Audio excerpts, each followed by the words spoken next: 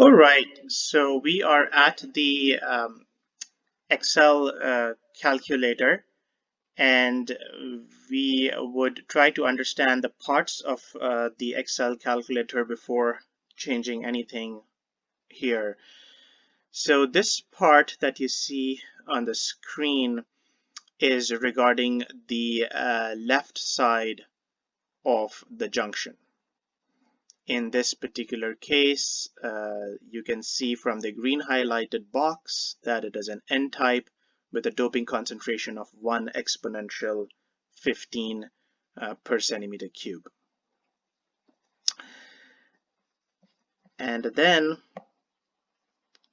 here you see the right-hand side of the junction and its parameters. You can see that in this case, it's a P-type doping with 1 exponential 15 per centimeter cube doping concentration. The yellow highlighted boxes on both sides represent electron affinities, band gaps, intrinsic concentration of carriers, and the density of states in the conduction band and the valence bands. In case of p-n junction, this should remain the same for both the sides. And then the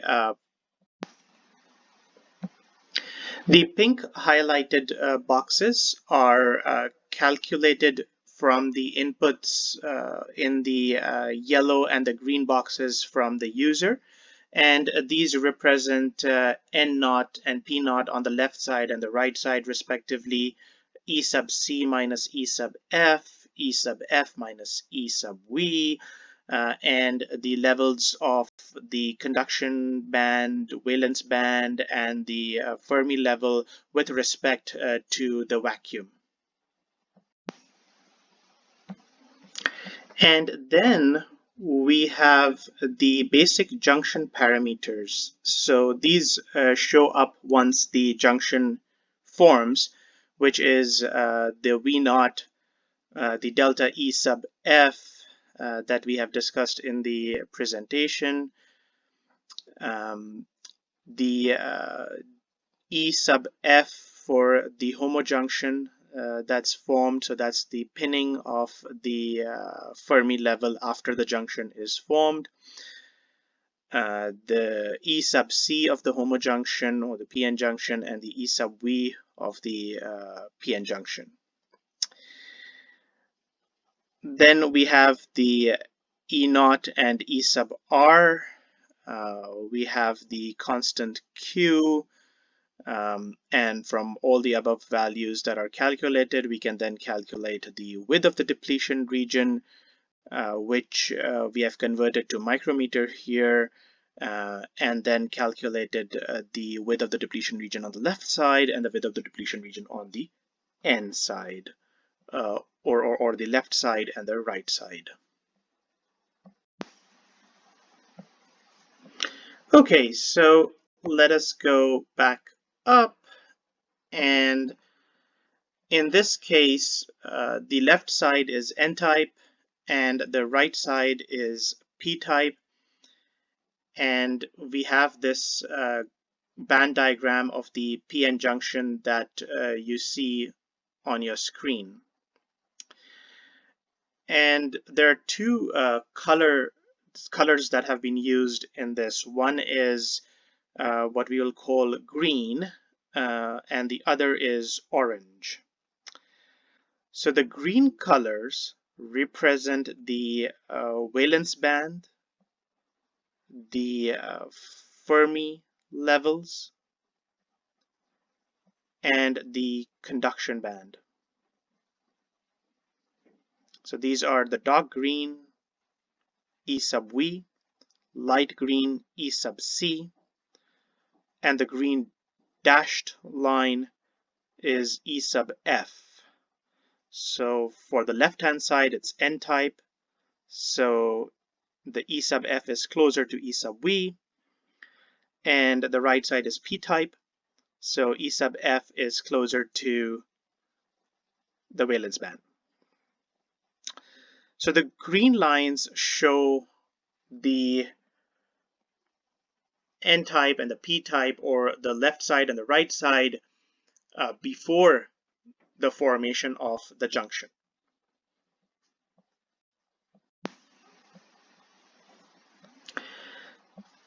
The orange lines show the PN junction, which is the energy band levels after the junction is formed.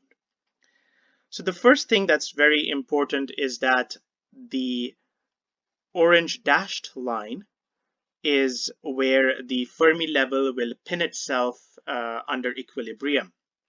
And this essentially is the average of the Fermi levels before the junction is formed. Then we need to ensure that the conduction band of the left-hand side, in this case the N-type, maintains the same EC minus EF that was there before the junction formed. On the right side, in this case the P side, we need to mention that we need to maintain that the EF minus EV after the PN junction formation remains the same as EF minus EV before the junction formation. And then we are going to go through a series of calculations that are in the back-end sheet that help us form this shape.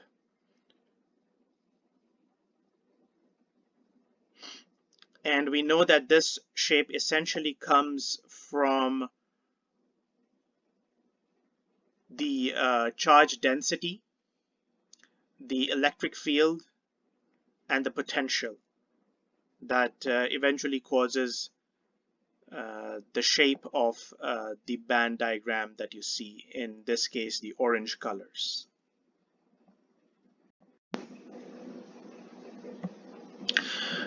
Okay, so now we are going to go to the back-end sheet. But before we go, we just want to see this value of the width of the depletion region on the left side. So it's minus 0.61. So we're going to remember that, minus 0.61. Okay.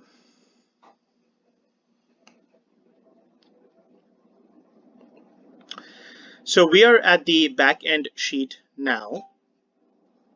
And in the back-end sheet, we have the value of X.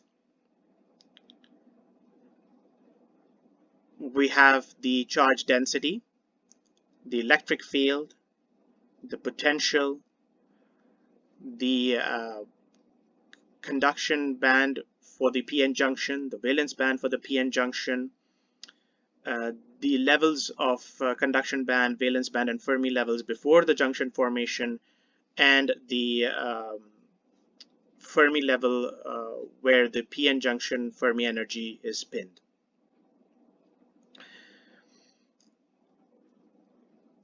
So we start our X value at the width of the depletion region on the left side, minus 5. So we have minus 5 microns. So what we can do is to see the bulk energy levels before the change happens. And the graph runs from the width of the depletion region on the left side, minus 5, to the width of the depletion region on the right side, plus 5. So this enables us to see the energy levels in the bulk and at the junction.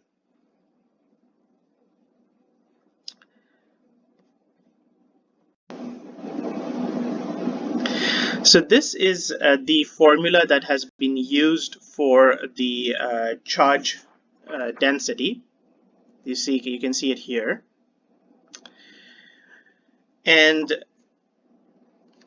essentially, it means that for the value of the width of the depletion region, for the value of x that is greater than the width of the depletion region on the left side up until 0,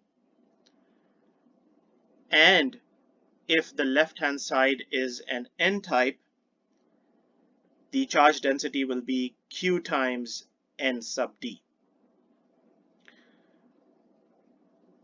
And if it is p-type, then the charge density should be minus q n sub a. Then for values of x that are between 0 to the width of the depletion region on the right-hand side, and if the right-hand side is p-type, give the value of minus q times n sub a, and if it's n-type, give q n sub d. Else, if for all other values, the charge density is 0.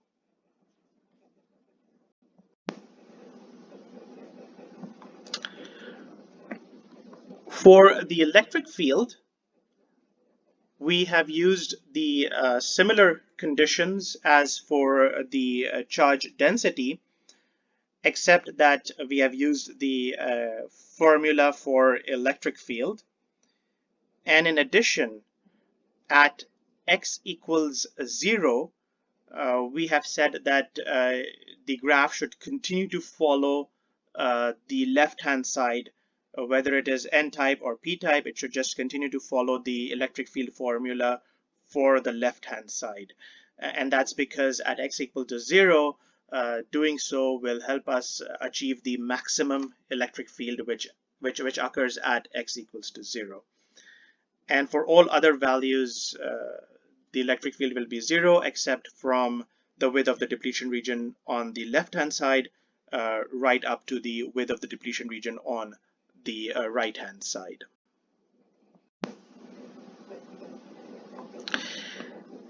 And then we start the potential at 0, because that's what we would expect it to be in the bulk.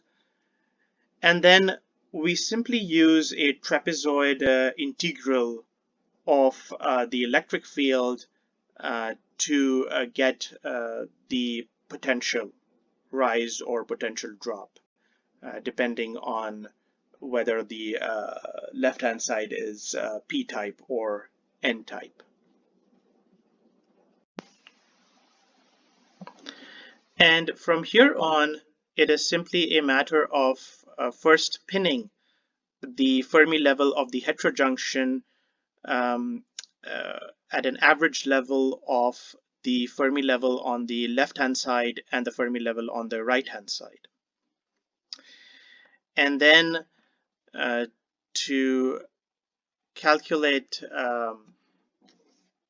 E sub c of the PN junction such that the EC minus EF of the left-hand side continues to remain the same as EC minus EF of the PN junction. And in addition to that, we will add the values of the potential to E sub c to give the final value of the E sub c of the PN junction. And then E sub v of the PN junction is simply E sub c minus the band gap.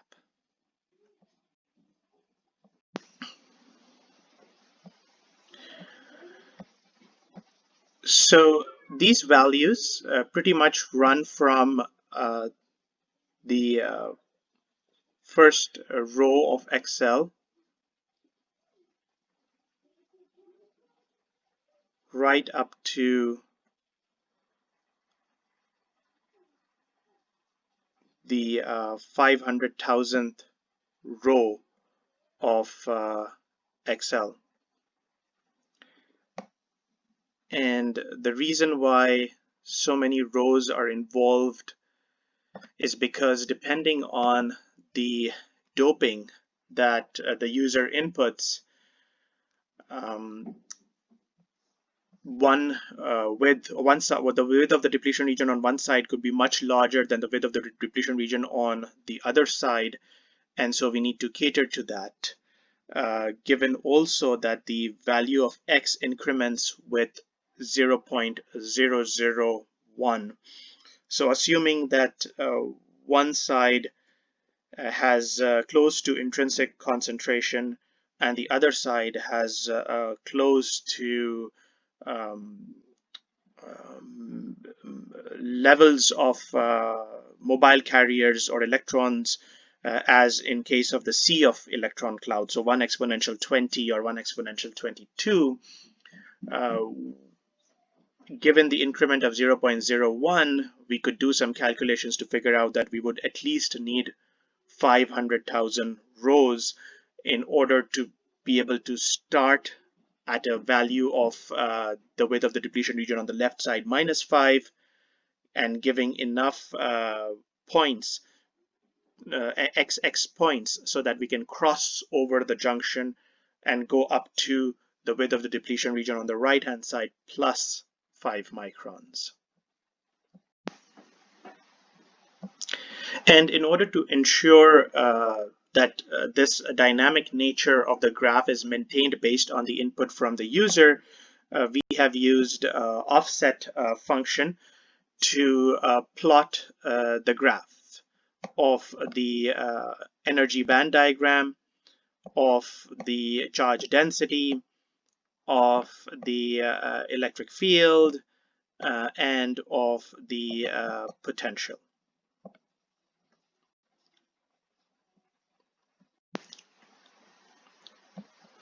Okay, so now let's have some fun with the graphical calculator. We would go to the front end again, and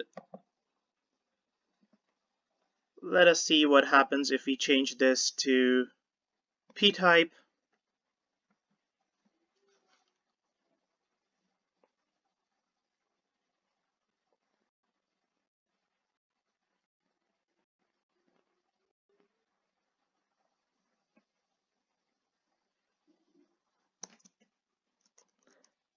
And this to n-type.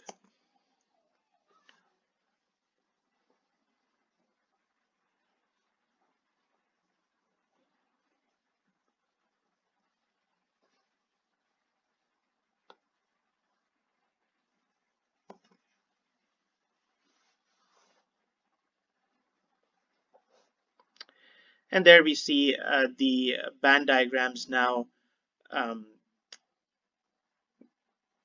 First, let's look at the green one, where the EF on the left side is closer to the EV, and the EF on the right side is closer to EC. So this is p-type and this is n-type. In this case, the charge density signs would have been reversed, and so the electric field is now negative, and so the potential is dropping, and that's what we see in the band diagram as well, where at the junction the energy levels are gradually dropping.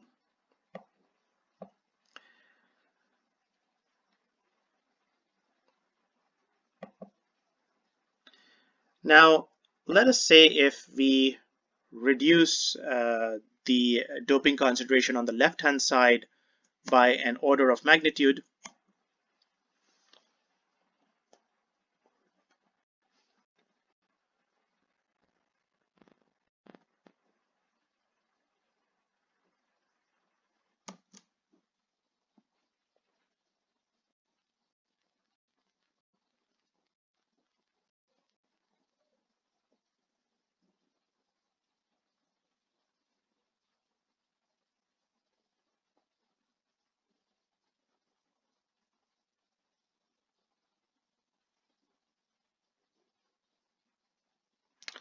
you would see the graphs change, and you would see that the width of the depletion region on the left side would now be more than the width of the depletion region on the right hand side.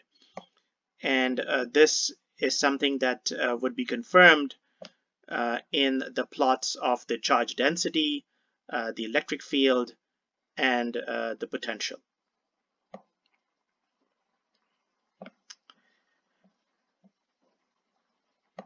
And what happens if we increase the doping concentration on the left-hand side by an order of magnitude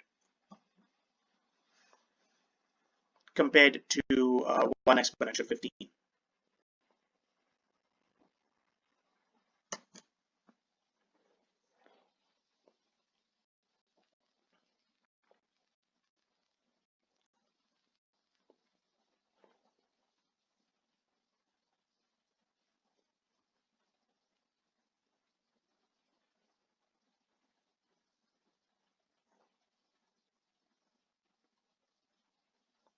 So as we would expect, this would be opposite.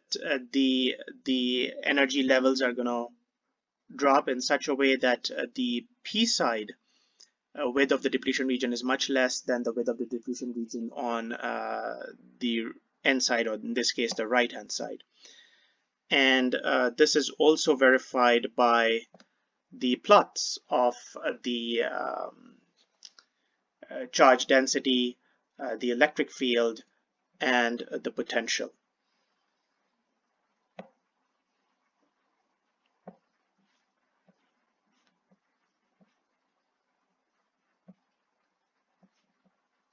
So in essence, you can play with this calculator by changing the N-type or the P-type on the left side or the right side, and using various doping concentrations.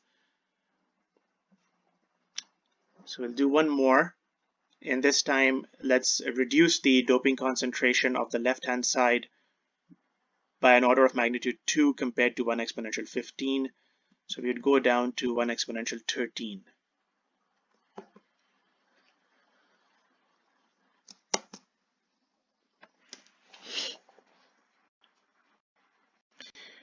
And you can see that we take some time before the graph actually shows up, and that's because you can see these calculations that are going on.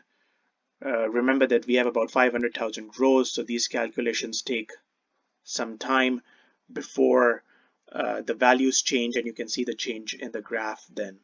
So now obviously the width of the depletion region on the left hand side is much more than the width of the depletion region on the right hand side, and you can see the same coming up in the graphs of the charge density, the electric field, and the potential.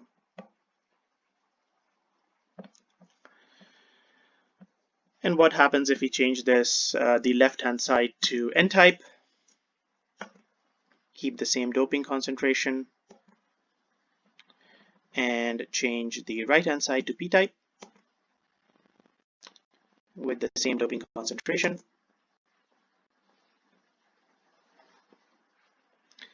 And once again, you can see the Excel is starting to do the calculations right now. Right here on the screen, it takes some time. And then once it's done, you'll see the change take place in the graphs. There we go. And the same being reflected in the graphs of the charge density, electric field, and the potential. Now, one of the things that we should caution is that given that our increments of x-axis is in 0.01, if the width of the depletion region becomes less than 0.01, then we would miss points for the calculations of charge density on the left side or the right side, depending on which side is less than 0.01 micron, given the doping concentration that the user might put. And so those points would miss out in the electric field and the potential, causing possibly errors in the final outcome of the band diagram. But as long as the width of the depletion region is greater than 0.01, the graph gives a good appreciable shape of the band structure.